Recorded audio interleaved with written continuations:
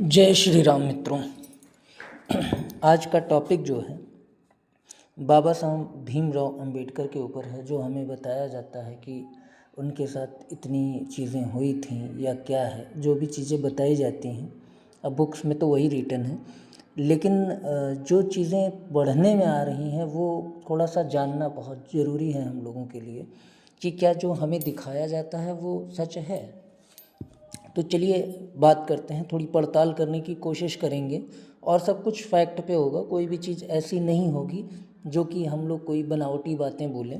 तो देखिए, मैंने गूगल में सर्च किया कि अंबेडकर फैमिली का बैकग्राउंड क्या था, तो यहाँ पे ये सारी चीज़ें आईं। अब देखिए, इन्हीं के सर्च में, इन्हीं के, क्योंकि धम्म भारत करके एक वेबसाइट है, तो जाहिर सी बात है ये बौद्ध धर्म से ही संबंधित होगी। और बाबा साहब बौद्ध धर्म के, भारत के तो सबसे बड़े आइकॉन बौद्ध धर्म के लिए हैं ही, तो उनके बारे में कोई गलत डिटेल्स तो नहीं देनी चाहिए। तो चलिए बात करते हैं धम्म भारत के ऊपर। अब देखिए, धम्म भारत जब हमने वेबसाइट खोली तो इसमें हमें क्या मिलेगा वो हम लोग देखेंगे। देखिए, इसमें अंबेडकर परिवार की संपूर्ण जानकारी दी गई है, लेकिन हम लोग अंबेडकर जी के ऊपर ही बात करेंगे। देखिए, अंबेडकर के परिवार की संपूर्ण जानकारी।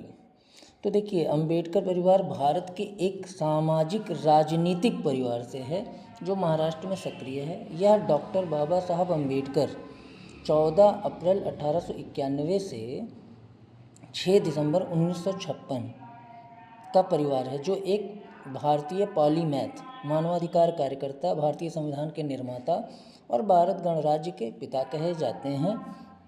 ये सब उनकी जो है चीज़ें बताई गई हैं कि उन्होंने क्या क्या किया है। अब पारिवारिक पृष्ठभूमि पे बात करते हैं, क्योंकि ये एक ऐसा मसला है जिसके बारे में ज़्यादा लोग बताते नहीं हैं। और भाई, अगर आप अच्छे लेवल पे हैं तो आपको क्या कष्ट दिया जा सकता है, सबसे बड़ा क्वेश्चन तो ये है। अब क्यों कह रहा हूँ अच्छे लेवल पे थे, वो हम लोग यहाँ से जानेंगे। आम्बडवे गांव अंबेडकर परिवार का मूल है। अंबेडकर परिवार भारत के आधुनिक महाराष्ट्र के रत्नागिरी जिले के मंडनगढ़ तालुका में आम्बडवे गांव से मराठी पृष्ठभूमि का था। इस गांव में डॉक्टर भीमराव अंबेडकर के पूर्वज रहते थे और उस समय उनके परिवार का नाम या उपनाम सकपाल था। मालोजी सकपाल, जो कि बाबा साहब भीमराव अंबेडकर के दादाजी हैं, ब्रिटिश भारत की सेना में एक सैनिक थे और बाद में उनके बेटे रामजी सकपाल, जो कि बाबा साहब के पिताजी हैं, ने ब्रिटिश की सेना में मेजर सूबेदार के रूप में कार्य किया। तो देखिए, सबसे खास बात जो समझने वाली ये है कि उस समय जब भारत गुलाम था तो सबसे बड़ी जो पोस्ट भारतीयों को मिलती थी वो सूबेदार तक ही होती थी, क्योंकि उसके ऊपर भारतीयों को रैंक दी नहीं जाती थी। इक्का दुक्का अगर कहीं होंगे तो पता नहीं, लेकिन जहाँ तक इतिहास हमको पढ़ाया गया है उसके अनुसार सूबेदार सबसे ऊंची पोस्ट आप भारतीयों के अनुसार कह सकते हैं। तो सोचिए, उनके दादाजी ने अंग्रेज़ों की सेवा की और उसके बाद उनके पिताजी ने भी अंग्रेज़ों की सेवा की, और वो भी मेजर सूबेदार के रूप में काम किया है। तो एक अच्छे खासे प्रतिष्ठित पद पर भीमराव अंबेडकर के पिताजी रहे। ठीक है। अब देखिए, भीमराव अंबेडकर का जन्म 14 अप्रैल 1891 को मध्य प्रदेश के सैन्य छावनी शहर महू में हुआ था। महू डॉक्टर अंबेडकर की जन्मभूमि है, इसलिए सन 2003 में मध्य प्रदेश सरकार ने जो किए तो बहुत सारे काम किए। ठीक है। अब देखिए, आम्बडवेकर के रूप में दर्ज किया गया, जिनका अर्थ ये पैतृक गांव आम्बडवे से आता है।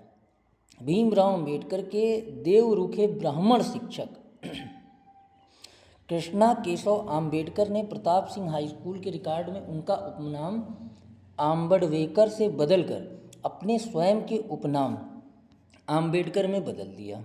ठीक है। तो अब देखिए, बहुत ज़्यादा चीज़ों पे अभी चर्चा नहीं करेंगे, एक एक करके हम लोग चर्चा करेंगे। लेकिन अब आप यहाँ समझिए कि उस समय देश में अंग्रेज़ों का शासन है। अंग्रेज़ों के शासन में इनके दादाजी अंग्रेज़ के सैनिक हैं और इनके पिताजी मेजर सूबेदार हैं। तो आप खुद सोच कर देखिए, आज की डेट में यदि कोई आईएएस ऑफिसर है तो क्या उसके साथ किसी तरीके का इतना ज़्यादा कुछ गलत किया जा सकता है? ऐसा लगता तो नहीं है कि ऐसा होता है। भाई अगर मतलब जड़ तक समझने की कोशिश की जाए तो जिसके पिता ने अंग्रेज़ों की सेवा की हो, जिनके दादाजी ने अंग्रेज़ों की सेवा की हो, तो क्या अंग्रेज़ उनके ऊपर अत्याचार करेंगे? और स्कूल तो ज़्यादातर अंग्रेज़ों के ही थे उस ज़माने में। तो क्या ऐसा तो है नहीं कि गुरुकुलों में दाखिला लिया था अम्बेडकर जी ने? तो ऐसी स्थिति में जो हम लोगों को इतिहास पढ़ाया जा रहा है या जो फैक्ट्स बताए जा रहे हैं, क्या उन पे एक बार फिर से विचार करने की ज़रूरत नहीं है? देखिए, बाबा साहब अम्बेडकर से मेरी कोई बेरुखी नहीं है, लेकिन जिस तरीके से उनको भगवान बना के चीज़ों को मैनेज किया जा रहा है और हमारे भगवानों को जो है जो इनके फॉलोअर्स हैं उनकी तरफ से टारगेट किया जाता है, तो ये सारी चीज़ें ठीक नहीं हैं। और आप खुद समझ के देखो ना कि इनके पिताजी ने अंग्रेज़ों की सेवा की, इनके दादाजी ने अंग्रेज़ों की सेवा की और मेजर सूबेदार के पद पे रहे होंगे तो कुछ तनख्वाह तो मिलती होगी कि ऐसा दिखाया जा रहा है कि बाबा साहब अम्बेडकर को खाने तक के ला लेते। उस समय भारतीयों के पास ही कौन सी नौकरी हुआ करती थी कि बहुत सारी नौकरी थी और सूबेदार से ऊंचा पद नहीं होता था। तो चाहे ब्राह्मण बात करें, चाहे क्षत्रिय की बात करें या वैश्य की बात करें, किसी की भी आप बात करें, तो लगभग उसी रेंज में इनका जो है सामाजिक स्तर था। क्योंकि भाई सेना के अलावा और काम ही क्या था भारत के अंदर जो सरकारी नौकरियों में भारतीयों को जगह मिल सके। और अगर उस जगह इनको जगह मिली हुई थी तो कहीं ना कहीं बहुत सारे फैक्ट्स को छिपाया जा रहा है।